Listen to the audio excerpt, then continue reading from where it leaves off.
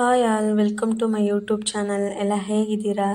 ನಾವಿವತ್ತು ಸಂಜೆ ಸ್ನ್ಯಾಕ್ಸ್ ಮಂಡಕ್ಕಿ ಟೀ ಜೊತೆ ಮಿರ್ಚಿ ಮಾಡ್ತಿದ್ದೀನಿ. ಬನ್ನಿ ನೋಡ್ಕೊಂಡು ಬರೋಣ ಹೇಗೆ ಅಂತ. ನಾನಿಲ್ಲಿ ಕಡಲೆ ಹಿಟ್ಟು ತೊಗೊಂಡಿದ್ದೀನಿ. ಮೊದಲಿಗೆ ನಿಮಗೆ ಎಷ್ಟು ಬೇಕೋ ಎಷ್ಟು ಜನ ಇದ್ದೀರಾ ಅಂತ ನೋಡ್ಕೊಂಡು ತೊಗೊಳ್ಳಿ.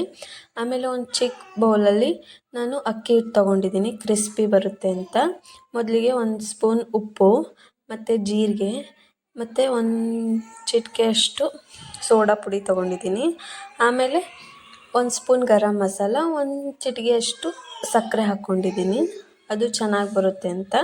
ಇವಾಗ ನಾನು ದಪ್ಪ ಮೆಣಸಿನ್ಕಾಯಿನ ಮಧ್ಯದಲ್ಲಿ ಸೀಳ್ಕೊಂಡು ತೊಗೊಂಡಿದ್ದೀನಿ, ಚೆನ್ನಾಗಿ ಬರುತ್ತೆ ಅಂತ ನೋಡಿ. ಆಮೇಲೆ ಹಿಟ್ಟಿಗೆ ಸ್ವಲ್ಪ ಪಕ್ಕದಲ್ಲೇ ಎಣ್ಣೆ ಕಾಯಕ್ಕೆ ಇಟ್ಕೊಂಡಿದ್ದೆ. ಸ್ವಲ್ಪ ಬಿಸಿ ಎಣ್ಣೆ ಹಾಕಿದರೆ ಅದು ಗರಿ ಗರಿ ಥರ ಚೆನ್ನಾಗಿ ಬರುತ್ತೆ ಅಂತ. ಇವಾಗ ಸ್ವಲ್ಪ ಸ್ವಲ್ಪನೇ ಎಣ್ಣೆ ಹಾಕ್ತಾ ಕಲಿಸ್ತಾ ಇದ್ದೀನಿ ನೋಡಿ. ಒಂದೇ ಸತಿಗೆ ಜಾಸ್ತಿ ನೀರು ಹಾಕ್ಕೊಂಡು ಕಲಿಸ್ಕೊಳಕ್ಕೆ ಹೋಗ್ಬೇಡಿ, ಮತ್ತು ತುಂಬ ತೆಳ್ಳಗಾದರೆ ಅದು ಬಿಡೋಕ್ಕೆ ಚೆನ್ನಾಗಾಗಲ್ಲ ಅಂತ ಸ್ವಲ್ಪ ಸ್ವಲ್ಪನೇ ನೀರು ಹಾಕ್ಕೊಳ್ತಾ ನೋಡಿ ಈ ಹದಕ್ಕೆ ಚೆನ್ನಾಗಿ ಕಲಿಸ್ಕೊಳ್ಳಿ. 1-2-3 ಸತಿ ಚೆನ್ನಾಗಿ ಕೈ ಆಡಿಸ್ತಾ ಚೆನ್ನಾಗಿ ಕಲಿಸ್ಕೊಳ್ಳಿ. ಇವಾಗ ಎಣ್ಣೆ ಕಾಯಕ್ಕೆ ಇಟ್ಟಿದ್ದೆ ಒಂದು ಬಾಣಲೆಯಲ್ಲಿ. ಇವಾಗ ಒಂದು ಚೂರು ಬಿಟ್ಟು ನೋಡಿದ್ದೀನಿ, ಚೆನ್ನಾಗಿ ಕಾದಿದೆ.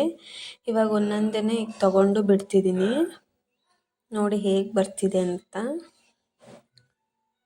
ತುಂಬ ಚೆನ್ನಾಗಿರುತ್ತೆ ಟೀ ಜೊತೆ ಸಂಜೆ ತಿನ್ನೋಕ್ಕೆ. ಮೆಣಸಿನ್ಕಾಯಿ ಖಾರ ಕಮ್ಮಿ ಆಗುತ್ತೆ ಅದು ಮಧ್ಯದಲ್ಲಿ ಸೀಳ್ಕೊಂಡ್ರೆ. ಹೇಗೆ ಬರ್ತಿದೆ ಅಂತ. ಬಿಟ್ಟ ತಕ್ಷಣವೇ ಅದನ್ನು ಕೈ ಆಡಿಸ್ಬಾರ್ದು, ಇಟ್ಕೊಂಡಿರುತ್ತೆ. ಹಾಗೆ ಸ್ವಲ್ಪ ಹೊತ್ತಾದಮೇಲೆ ಒಂದೊಂದೇ ಬಿಡಿಸ್ಕೊಳ್ಳಿ. ನೋಡಿ ಇವಾಗ ಎಷ್ಟು ಚೆನ್ನಾಗಿ ಬಂದಿದೆ ಅಂತ. ಅವಾಗವಾಗ ಸ್ವಲ್ಪ ಮರ್ಚ್ ಹಾಕಿ ನೋಡಿ. ಇವಾಗ ತೆಗಿತಿದ್ದೀನಿ, ಸ್ವಲ್ಪ ಕೆಂಪಗಾದಾಗ ತೆಗೀರಿ. ಒಬ್ಬೊಬ್ಬರು ಖಾರದ ಪುಡಿನೂ ಸೇರಿಸ್ಕೊತಾರೆ. ನಾನಿಲ್ಲಿ ಖಾರ ಪುಡಿ ಏನು ತೊಗೊಂಡಿಲ್ಲ, ಯಾಕೆಂದರೆ ಮೆಣಸಿನ್ಕಾಯಿ ಸ್ವಲ್ಪ ಖಾರ ಇದೆ ಅಂತ.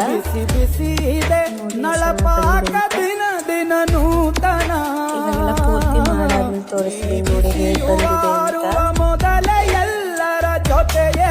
ತುಂಬ ಚೆನ್ನಾಗಿರುತ್ತೆ ಮಂಡಕ್ಕಿ ಜೊತೆ ಟೀ ಜೊತೆ ಸಂಜೆ ಸ್ನ್ಯಾಕ್ಸ್ ಎಲ್ಲರೂ ಕುತ್ಕೊಂಡು ತಿಂತಾ ಇದ್ರೆ ತುಂಬ ಚೆನ್ನಾಗಿರುತ್ತೆ. ನೀವು ಮಾಡಿ.